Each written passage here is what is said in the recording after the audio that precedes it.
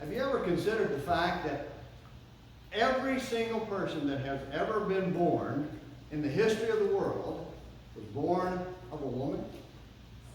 You ever thought about that? You would think that would be kind of an easy statement to understand, and oddly enough, in today's world, there are people who are trying to change that thinking, but it's the simple fact that every person who has ever been born and whoever will be born of a woman. Whether they're born male or female, it doesn't matter. Every child has a mother. Except for Adam and Eve, of course, they weren't born by natural means. They were created by God as adults. The God who is self-existent, the only one who has the power and the ability to create out of nothing, which he did when he brought Adam and then into existence, and then Eve from the side of Adam. So it should not surprise us that the first Old Testament promise, the very first Old Testament promise of salvation, referred to someone who would be born of a woman. In fact, when we read Genesis chapter 3, verse 15, where God pronounces judgment on Satan for his part in the rebellion that took place there, said, I will put enmity between you and the woman, and between your seed and her seed. He shall bruise you on the head, and you shall bruise him on the heel. That's from Genesis chapter 3, verse 15. And when we read that, especially in the flippant world we live in today, we can be tempted to say, well, so what? What's the big deal? Everyone is born of a woman. So obviously it's going to be somebody born of a woman. But that would not be a wise response. Certainly wouldn't be a wise response, because there's something huge about this. There is so much more to this promise than just the fact that someone was going to be born of a woman. First of all, at this time, when God spoke this promise to this curse on Satan and a promise to mankind, no birth had been recorded yet. We don't see the first birth record until Genesis chapter 4, after they are expelled from the garden, after the sin that had taken place there at the deception, because of the deception of Satan. So we have no birth recorded events at that point. So it would be news to Cain and I'll get to Cain and Abel in a moment, but to Adam and Eve, that there was going to be a situation where there's going to be someone coming from her, that a descendant of hers will have a significant impact on the world. But not only do we know that, we also know that this was foretelling events that would take place for thousands of years and not only be fulfilled in its completeness for thousands of years when Christ came and defeated Satan. So this is a prophetic statement or prophetic declaration of an event that was millennia in the future. That too is profound. Only God is able to tell what is going to happen in the future before anybody that's even alive can even begin to think about what will happen then. And then the third thing is that this is a magnificent declaration of mercy. Look there in Genesis chapter 3 again, and understand that when he says this in verse 15, the last part of that verse, he says, he shall bruise you on the head, and you shall bruise him on the heel. What that is doing is referring to the fact of the ultimate defeat of Satan that will be brought about Jesus, which is an extension of mercy to mankind that man did not deserve. Because of our sin, because of our rebellion against God, we only deserved condemnation. But God is going to offer to save us. And this is the first evidence of that, the first declaration of that mercy that God is going to demonstrate for his people. Now this verse, and I'm going to throw a big word on the screen. This verse here is called by many the proto-evangelium. And I promise you this, that's the last time I'll say that word. It's just a big word, and all it means is first gospel. It's the first gospel because it is the first declaration of the promise of the good news of salvation. And so this is recognized by scholars of all stripes that this is God promising to bring salvation, the first declaration of the good news. Because that is really the story of the Bible. God sent his Son to redeem humanity from sin. We sinned, we deserve judgment, we deserve the condemnation of God, but he loved us enough to send his Son to die for us. That's why it is called the first gospel. And we talked about this a few weeks ago about how God wants the people. What does God want? He wants people. He wants people like you and people like me and people like others across this country and across this world who will honor him, who will serve him, who will make him their God.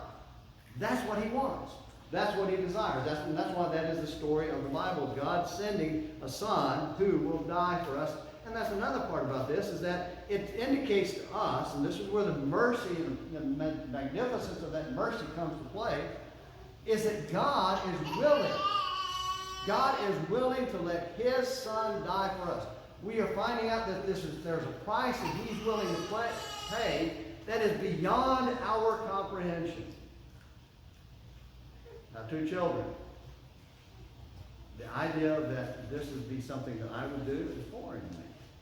But the idea that God would do this for us is also foreign to me, except that this is what God has done. God has demonstrated over and over again, and then ultimately in the sacrifice of his son, how much he loves us, how much he cares for us, how much he wants us to be his people. That's the price that he was willing to pay. Well, this evening what we want to do is looking at the seed of woman. We're going to talk first about, this is a continuation of our series, Glimpses of Glory, Seeing Jesus in the Old Testament.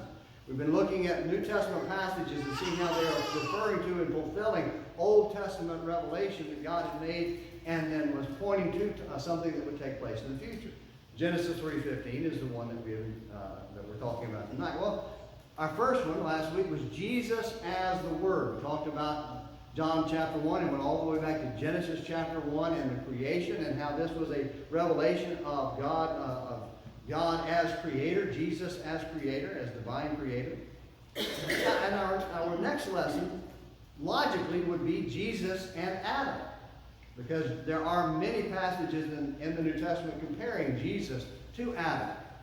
Except, last year, Dennis taught 2 lessons on it. I was looking through online to see if I was repeating anything that he had done, and he had taught 2 lessons on Jesus and Adam last year. And I recommend that. They're on the website. I recommend you go find them from 2022 and listen to them again, because it's the idea of this revelation of Jesus in comparison to things that Adam did and what that reveals about what God was going to do. So that is found there on the website. And kind of a side note, I talked this morning about the video. Dennis has been putting video on the church's Facebook page. And there's also the church website. I recommend that you go and you listen to the sermons that are on there. Find those sermons that Dennis had preached on the website, and as well as on YouTube channel, or Dennis's YouTube channel, and the church's Facebook page. Find those things and like them. If you're the kind of person that does that, go find them, like them, share them with your friends, because this is a means by which the work that is being done here by Lilac Road can go on and reach outside of these walls and outside into the world beyond just what you do personally. This is another way for you to share this gospel message with people in the world. So think about doing that if you can. And those lessons of Dennis, there's a number of years of those on there, so please do that. Well, we're doing so we're skipping over Jesus and Adam since Dennis has already done that. And we're going to go tonight to Jesus as the seed of woman. And this was from our 5 key Old Testament passages. That was Jesus was the seed of woman. That was the first one we looked at back a few weeks ago. As we think about this, what we're going to do is we're going to see how the enmity began. There's an enmity between Satan and woman, between his seed and her seed, that's ultimately going to be brought to its fulfillment or culmination with Jesus defeating Satan. We're going to look at how the enmity began. We're going to talk a little bit about Satan. Then we're going to look at some examples of the constant warfare between the followers of God, which was defined as her seed there in the text, and the followers of Satan, which is referred to as his seed there in Genesis 3:15. Those are the things we're going to look at, and then we'll have some practical takeaways at the end that hopefully will help you tie all this together and bring it to life in your life. And hopefully as we go through this, you'll understand the connections to God and Jesus' connections to the Old Testament in a fuller, better way, and will be able to be stronger in your faith. Because our goal always, in these sermons and in our studies together and our time together, is that God is glorified and that we are edified by that and made stronger, made more faithful in our service to God. Let's talk a little bit. about how the enmity began. How did the enmity begin? Well, simply it began with Satan. You know, the interesting thing about the Old Testament is that it doesn't say a whole lot about Satan. It reveals him in a few places here and there and has some things that it says about him, but really not a whole lot is said about him until we get to the New Testament, and even there, it's not as clear as we would like it to be. In fact, as somebody pointed out to me recently, you know, who is Satan? Is he a fallen angel? Well, we think he is, but the Bible never really says explicitly he is a fallen angel. Think he is. There's some passages that would imply that, but it never really says that. And so we need to be very careful about not getting wound up and trying to figure all this stuff out. Let's figure out what we can know and learn from that and see how to use that to help us be more faithful to him. Now, we do know that the serpent in Genesis 3 is Satan. And we do know that because of Revelation. Go all the way back to the end, jump forward all the way to the New Testament, the end of the New Testament, and in Revelation. In Revelation chapter 19, or chapter 20 in verse 2. We'll look at chapter 12 in a moment. But in chapter 20 in verse 2, we read this.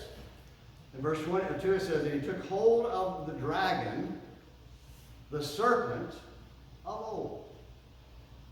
And he says it again in chapter 12 and verse 9, referring back to this time of the serpent in the Garden of Eden. That this is now, and he calls him the devil and Satan. So now we know clearly that this enmity that's being described here is Satan. That's who he's talking about. So we know about him without trying to get into a lot of speculation about who and what he is. I found a great definition in the International Standard Bible Encyclopedia. Anybody have one of those or ever used that? The International Standard Bible Encyclopedia. It's actually a pretty good encyclopedia of Bible information. You can look up things like Satan or devil or all kinds of biblical topics, and it has some very good information that for the most part is pretty accurate, trying to follow what the Scripture says.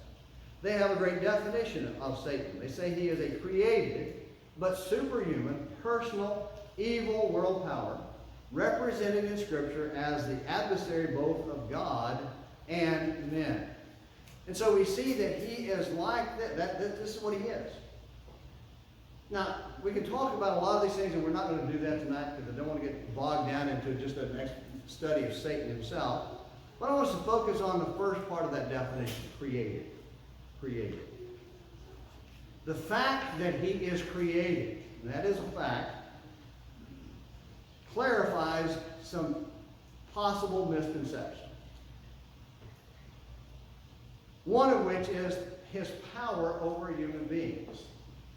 Sometimes we get the impression that Satan's power over man is unlimited, that he has divine or almost omni-level powers, but he does not. He does not have the omni-abilities. And you say, what do you mean the omni-abilities? Well, omnipresence. God is omni means everywhere at once. So God is everywhere at once. God has the ability and is, by his very nature, everywhere at once. So nothing happens that he does not know about. And he's not bound by time or space. That's the God we serve. That's omnipotence.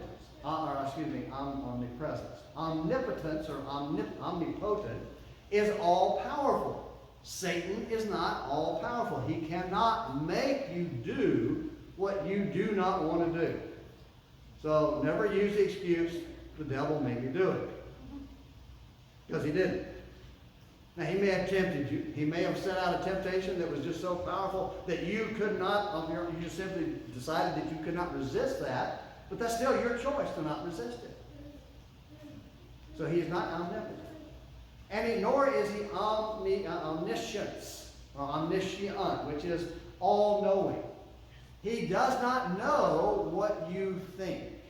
He does not know what is on your heart. He does not know what is on your mind. He can make some guesses. He can observe and see what you're doing, see how you're acting, and from that, and his experience with mankind throughout the millennia, can have an idea, but he doesn't know for sure.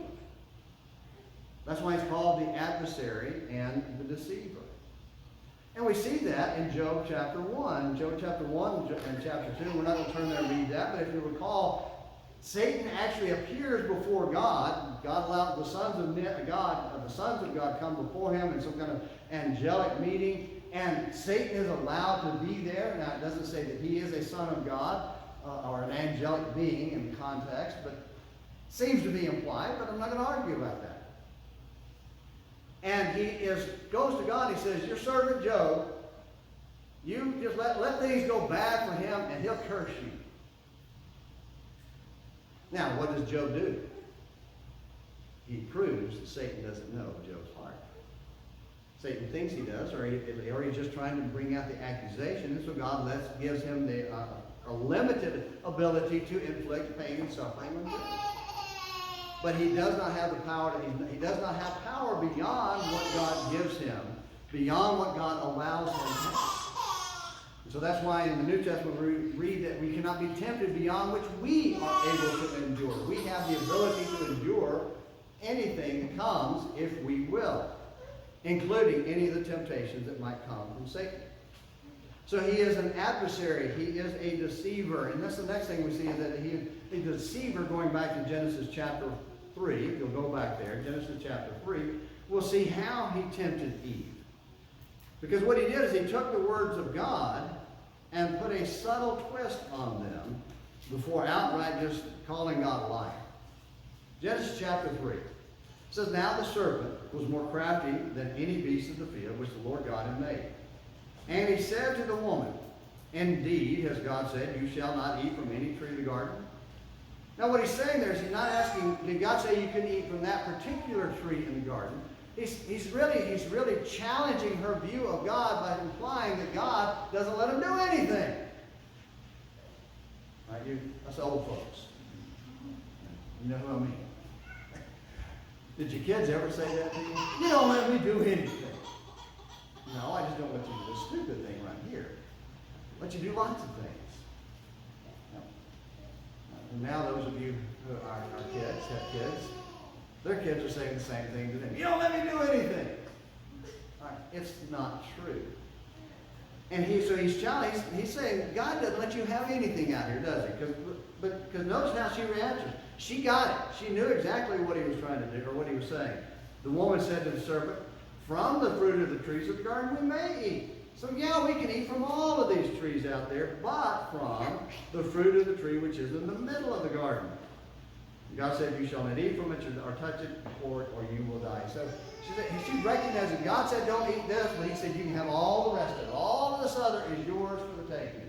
Eat, enjoy, care for it, and do all the other things that we are charged as a part of caring for the garden and living there. So he's got her to thinking, maybe God's not as good to me as I thought he was. Because she's thinking in terms of limitations. God doesn't let me do something. And so as a result of her response, Satan then twists what she says and turns it completely around. In verse 4 it says, the serpent said to the woman, you surely will not die. And he knew that she wasn't going to fall over dead immediately, or he thought or presumed that she would not. It didn't matter to him whether she did or not, as long as she sinned. And then notice how he questions God's motives. Verse 5. For God knows that in the day you eat from it, your eyes will be opened, and you will be like God, knowing good and evil. So what God is trying to do is he's keeping her from doing something because it would limit her choices, and that's what he's asking. Why did God limit your choices? Why did God not let you do this? And maybe your kids have that attitude. Why are you not letting me do this? Because we're smarter than you. Well, we don't necessarily say it that way, but that's what we're thinking, and we're trying to get them to understand that. And by accusing God of lie, he implied his motives of holding her back were impure. The idea that if she was able to eat this fruit, she would be so much better than she was. In fact, she would be equal to God. That somehow or another, this would put her on a level plane with God. And the immediate reaction, the result was, they recognized that they had messed up. They recognized that they had committed sin and had died spiritually. They had separated from God, which is why they hid from him. And when God confronted them and put a curse on them, all of them for their sin, He yet offered hope there at the end of verse 15. He extended an offer of hope even in the middle of all of this conflict or this condemnation and judgment because of their sin. Well, that's how the enmity started. And we're just not going to spend any more time talking about Satan. Let's go to the next one. The examples of the constant warfare. Examples of constant warfare. Warfare started immediately. Well, it started there in the garden, but it picked up immediately in chapter 4 when Adam and Eve had Cain and Abel. And we all know the story about Cain was offered a sacrifice to God that was basically, I'm going to worship you, God, but I'm going to, as the old song goes, I did it my way. Frank Sinatra song, I did it my way. I'm going to worship you according to the dictates of my own conscience. I think you'll like this, God. This is the best of the field. It's really good stuff. You'll enjoy it. Here you go, God. And God said, no, that's not what I asked for. Abel, as we know, offered a sacrifice that was acceptable to God. In fact, Hebrews chapter 1 and verse 4 says that it was that Abel offered by faith. Abel offered a more excellent sacrifice than Cain. And then what happened? Cain got so angry at God for rejecting his wonderful gift that he was giving God that he killed his brother, demonstrating that his heart was not right with God or with his brother. So you have Cain representing the seed of Satan, killing off Abel representing the seed of the woman. That's your first religious war. And your first your continuation of this conflict between the woman and Satan, and now and their seed, the two representatives of Satan and the woman. This battle continued. It continued on with Ishmael versus Isaac. When Isaac was born, Ishmael was a teenager, and Ishmael, until then, thought he was it, that all of the blessings and the promises to Abraham were going to be his, and here comes this little brat, this newborn child, that is now the promised one, and now he's cut out. And he becomes a threat to that child, and so has to be sent away because of that threat. Esau versus Jacob.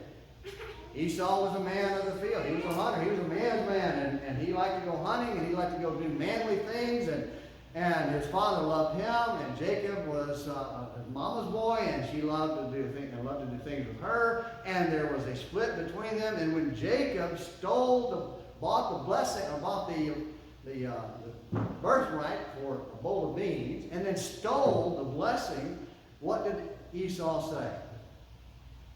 Everybody remembers what Esau said, right? As soon as Dad's gone, you're going down, brother. You're dying. I'm going to kill you. And he had promised, he made that clear, he was going to kill his brother.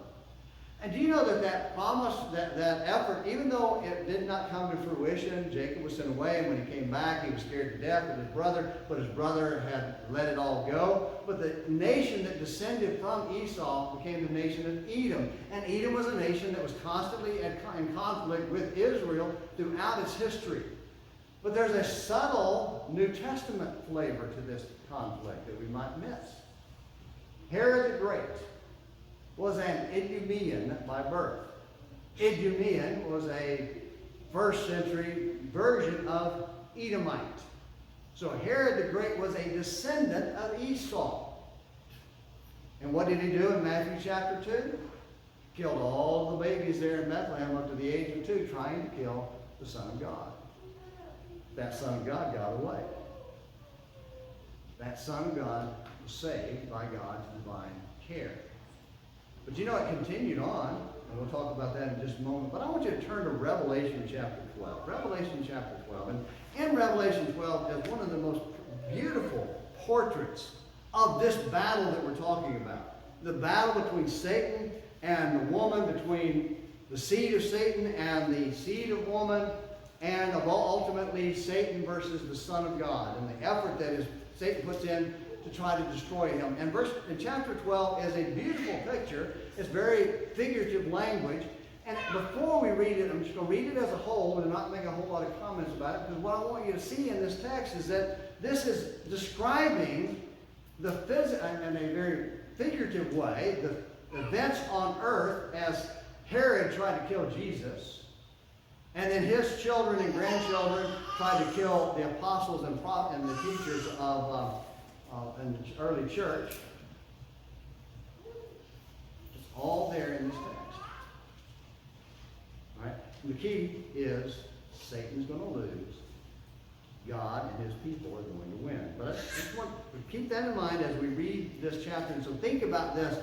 Don't get caught up in the imagery here, other than this is a description of the spiritual and physical battle going on when Satan tried to use human forces to destroy the will of defeat God and destroy his son. Chapter 12, verse 1. I'm going to read through the whole thing, so we'll read along with me, please. It's just 17 verses. A great sign appeared in heaven. A woman clothed with the sun and the moon under her feet, and on her head a crown of 12 stars. And she was with child. And she cried out, being in labor and in pain to give birth. Then another sign appeared in heaven, and behold, a great red dragon, having 7 heads and 10 horns, and on his head were 7 diadems, and his tail swept away a third of the stars of heaven and threw them to the earth. And the dragon stood before the woman who was about to give birth, so that when she gave birth, he might devour her child. Satan's going to try to destroy Jesus. The male child, verse 5. And she gave birth to a son, a male child, who is to rule all the nations with a rod of iron. Psalm 2 is talking about Jesus. And her child was caught up to God and to his throne. Then the woman fled into the wilderness, where she had a place prepared by God, so that there she could be nourished for 1,260 days. And there was war in heaven. Michael and his angels waging war with the dragon. The dragon and his angels waged war, and they were not strong enough, and there was no longer a place found for them in heaven. So they're going to lose. They're not omni, they're not as powerful as God, but they're still going to fight, but they're going to lose. Going on to verse 9. And the great dragon was thrown down, the serpent of old, who is called the devil and Satan, who deceives the whole world. He was thrown down to the earth, and his angels were thrown down with him. Then I heard a loud voice in heaven saying, now the salvation and the power and the kingdom of our God and the authority of his Christ have come. For the accuser of our brethren has been thrown down, he who accuses them before our God day and night. And notice how those who follow him will win. And they overcame, verse 11. And they overcame him because of the blood of the Lamb and because of the word of their testimony, and they did not love their life, even when faced with death. For this reason, rejoice, O heavens, and you who dwell in them. Woe to the earth and to the sea, because the devil has come down to you having great wrath, knowing that he has only a short time. And when the dragon saw that he was thrown down to the earth, he persecuted the woman who gave birth to the male child. But the 2 wings of the great eagle were given to the woman so that she could fly into the wilderness to her place, where she was nourished for time and half a time from the presence of the serpent. And the serpent poured out water like a river out of his mouth after the woman, so that he might cause her to be swept away with the flood. But the earth helped the woman. And the earth opened its mouth and drank up the river which the dragon poured out of his mouth. So the dragon was enraged with the woman and went off to make war with the rest of her children who keep the commandments of God and hold to the testimony of Jesus. That chapter is in this beautiful, metaphorical, figurative language is describing Satan's effort to destroy Jesus at the beginning, to defeat him at the beginning. And when he fails, at the end of that, at the end of chapter, verse 17, he goes after the followers of Christ, after the church. He's going to do his best to destroy those who follow Jesus. He is not going to give up until the very end. So you have the serpent versus the woman in Revelation chapter 12. And so you take away from that, Satan's going to lose. In fact, if you want to just summarize Revelation in one sentence, Satan's going to lose. But we mentioned that Herod the Great tried to kill Jesus. And so this would be an illustration or a figurative description of that effort to kill Jesus that Herod did on behalf of Satan.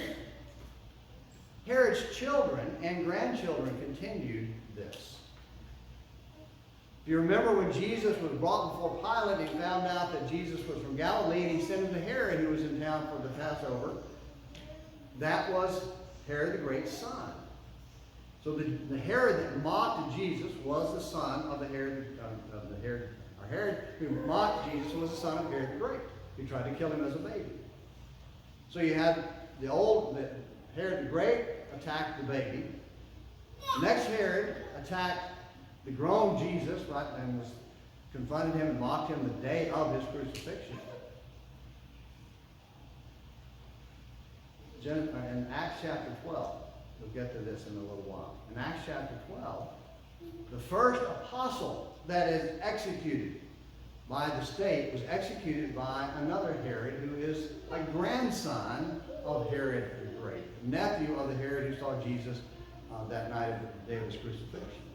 So another Herod, another Idumean, another descendant of Esau is there who kills the first apostle who is executed for his faith. And then in Acts chapter 26, when Paul is brought before King Agrippa, guess who is King Agrippa's great-grandfather? Herod the Great. So the last king, and he's the last one on the throne to reign and have any power. After that, Agrippa's family disappears because their part in this fight is over.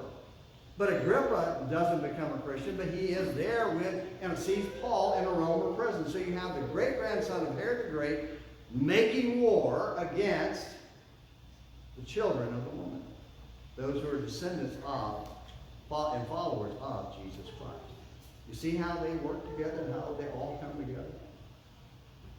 It's amazing when you see this, and this is why I'm doing this series, so that we can see how much of the Old Testament and the New Testament work together, that Jesus isn't just all of a sudden pop up out of nowhere with a few remote passages in the Old Testament telling about him, but he's all through the Old Testament and showing that there was one author of the Bible, God, even though he used multiple men over numbers of years to write and record his record, the Bible, for us. This should give us a lot of faith. So that is the constant warfare. And of course the warfare goes on. Satan has been defeated and limited, but he's still battling. In fact, Revelation 13 and following describes how he uses Rome now to try to destroy the church in his early days. So it's going to continue, and it continues on to today. All of the struggles, all of the things going on in our culture are all outworkings of Satan trying to destroy the followers of God. And we cannot give in to it. We cannot fall for it. Well, the last thing we'll say is that the final, ultimate victory, when Christ crushes Satan's head. And we talked about this a little bit in our lesson on the 5 key Old Testament promises. So there will be some things that we won't spend much time on. But first of all, we know that he was born of a virgin. When it says born of a woman, God goes a step further by having him born of a virgin without male having any part to it. Man had nothing to do with it. It was all the woman and the Holy Spirit making her conceive this child so that he would be a child of God and a child of woman. Isaiah 7:14 is the promise of that. Matthew 1:26-38 goes through that. And Mary says, to the angel, now how's this going to be? I haven't been with a man. I'm a virgin. And the angel explains God's going to make this happen. Galatians 4:4 says that in the right time he was born of a woman. In Hebrews chapter 4 and in a number of passages, but in chapter 4 verse 15, we find out that he is sinless, which explains what we talked about a few weeks ago about him, John 12, 14, and 16.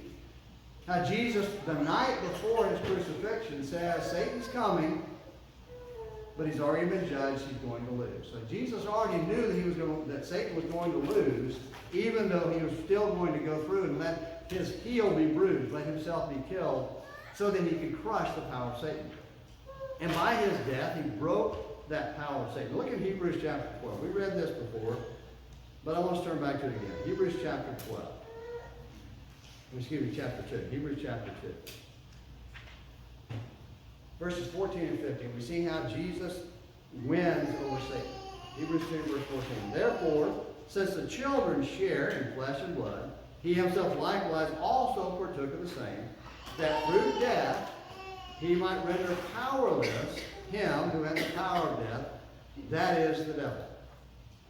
So he's going to defeat the Satan, the one who has the power of death. Jesus is going to defeat him by dying, because Satan has no power over him. Verse 15, and he might free those, that's us, who through fear of death were subject to slavery all their lives. And so through his ultimate victory, breaking Satan's hold, we can have victory.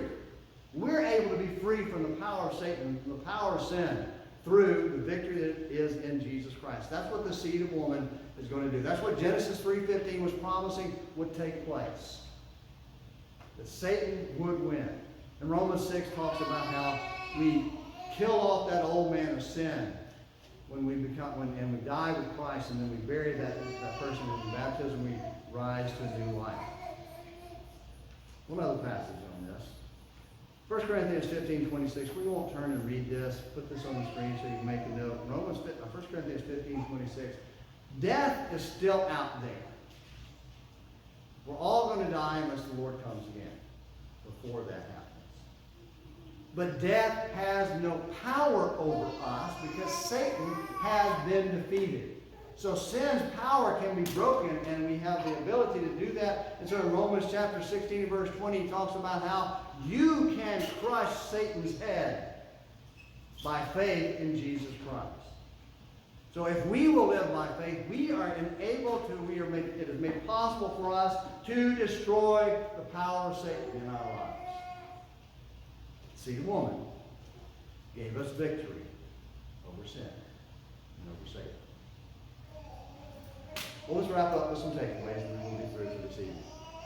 Practical takeaways. For number one, recognize who the real enemy is. Ephesians 6:12 tells us that we wrestle not against flesh and blood, but against spiritual forces. Recognize that we're fighting Satan. So when we're wrestling, when we're debating, and we're in conflict with people who have false ideas, remember, they're not the real enemy. So don't be wanting to choke them, which sometimes we feel like we want to do. Don't. Satan is the real enemy. We have to defeat him by converting and changing the hearts and minds of the people with whom we debate. So recognize who the real enemy is. Resist him. James chapter 4, verses 7 and 8 says, resist the devil. He'll flee from you. We can have victory over Satan if we will fight against him. And then the last one is, reject carnal weapons. Flip over quickly to 2 Corinthians chapter 10. I do want to read this. 2 Corinthians chapter 10. One of my favorite passages. Hebrews 2, verse 10 is probably my favorite. But 1 Corinthians 10, 2 Corinthians 10 is another one, close to it. Because there, Paul is making it very clear that in our conflict with the world, and with the seed of Satan, the descendants and followers of Satan, that we have one weapon and one weapon only, truth. Ephesians 6 calls it the sword of truth. But notice here in chapter 10, verse 3. He says, for though we walk in the flesh, we do not war according to the flesh. For the weapons of our warfare are not of the flesh. In other words, we don't pick up clubs and knives and guns and go force people to become Christians. It doesn't work that way. That's not how we do it. We don't use the power of the government to make people become Christians. We use something else, and he tells us what that is in the text. But divinely powerful for the destruction of fortresses. These are our weapons. We are destroying speculations and every lofty thing raised up against the knowledge of God, and we are taking every thought captive to the obedience of Christ. And we are ready to punish all disobedience whenever your obedience is complete. How do we defeat Satan? Truth. Don't give in to the adversary. Don't give in to his deception. Don't give in to his lies. Stand up against him with the truth. Reveal God's message of salvation through Jesus Christ to a world that is lost and dying in sin. Rescue them from that sin. Rescue them from that eternal death by bringing them to Christ, breaking their power. My cousin, every time he sees me or finds out that I'm preaching and whatever reason, he'll has an opportunity, he'll tell me, storm the will, brother. Storm the will. Because that's what we're doing. When we talk to people about Jesus Christ, we're storming the will. We're trying to capture their minds for Christ. And we do it with truth. Present it in love. Jesus, the seed of wine. Seeing glimpses of glory, seeing Jesus in the Old Testament. Well, one final question. And that's not even a question so much as just a statement and a request. Let Jesus break Satan's power over you. If you're here tonight, you're not a Christian, he's got you in his grasp. You can break free, and all the brethren here will be happy to help you break free from him and become his child. You will believe that he is the Christ, that he is the seed of woman, that he is the promised one, the chosen one who has come and has brought victory over death, over sin and death, and that he can do that for you. If you will repent of your sins, confess his name, be baptized in water, and immersed in that water, where you bury that old man, and you come out as a new creature, free, released from the bondage of sin. That opportunity is yours tonight. Or if you've gone back into the sin of the world and need to come out and need our help, please come. Let's break free now while we stand and while we sing.